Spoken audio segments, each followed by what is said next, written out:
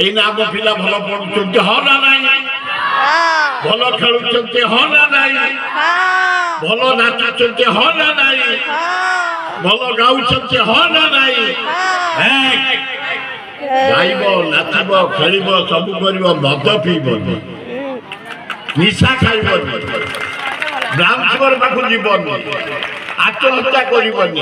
ଏଇ ଦେଖୁଛ ଯୋଡ଼ାଏ ଭଲ କଳାକାର, ଯୋଡ଼ାଏ ଟୋକା ପୁରା ଗାଁ କରୁଥିଲେ। ଗୋଟେ ମଜୁମଦାର କଣ ତା ନା,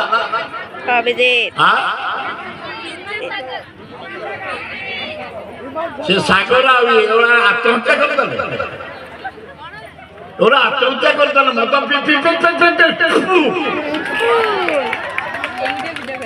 গজা টোকা কি না করছেন। ওটা গাইছি 30,000 গীত, ওটা গাইছি 25,000 গীত, যোড়া গীতা খতম।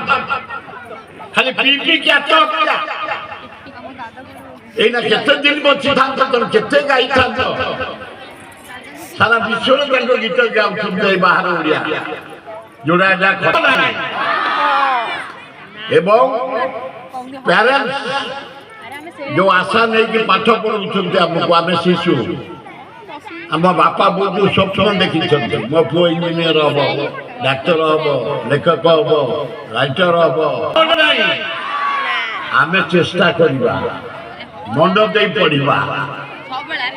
ମନ ଦେଇ ପଢିବା ଶିଶୁମାନେ କଣ କହୁଛ, ମନ ଦେଇ ପଢିବା। ଓ ବ୍ୟୁଟିଫୁଲ ମାନିବାକୁ ପଡିବ ଆମ ଅଞ୍ଚଳ ଲୋକଙ୍କୁ, ତମ କୁଞ୍ଜର ଏଇ ଅଞ୍ଚଳ ଲୋକଙ୍କୁ। ସତକୁ ପୁରା ଗ୍ରହଣ କରୁଛ, ମିଛକୁ ମିଛ, ସତକୁ ସତ। ଏବଂ ବହୁତ ମତେ ଭଲ ଲାଗିଲା ପ୍ରୋଗ୍ରାମଟି, ଅତି ସୁନ୍ଦର, ଶାନ୍ତ, ସରଳ। ଏ ଯୋଉ ଆମେ ସାଧାରଣତନ୍ତ୍ର ଦିବସ ପିଲାମାନେ କଣ ପାଇଁ ଆମେ ପାଳନ କରୁଛେ, ଆମ ସମ୍ବିଧାନ, ଭାରତର ସମ୍ବିଧାନ ପୃଥିବୀରେ ବିରଳ। ୟୁରୋପ କଣ୍ଟ୍ରି ଆମେରିକାର କଣ୍ଟ୍ରି ସେ କହିଲେନି ଭାରତ ସମ୍ବିଧାନ ବଢି। ନିଜକୁ ନିଜେ ବଡ କଥା କହୁନୁ, ଆମ ଇତିହାସ କହୁଛି, ଆମେ ଇତିହାସ କହୁଛି। ଆମ ପିତୃପୁରୁଷ ମାନେ ଜୟରାଜଗୁରୁଙ୍କ ନେତୃତ୍ୱରେ, ବକ୍ସିଙ୍କ ନେତୃତ୍ୱରେ, ଦଳ ବେହେରାଙ୍କ ନେତୃତ୍ୱରେ ବ୍ରିଟିଶକୁ ପୁରେଇ ଦେଇ ନଥିଲେ, ଶେଷକୁ ଆସିଥିଲେ ସାରା ଭାରତ ଦଖଲ କଲା ପରେ।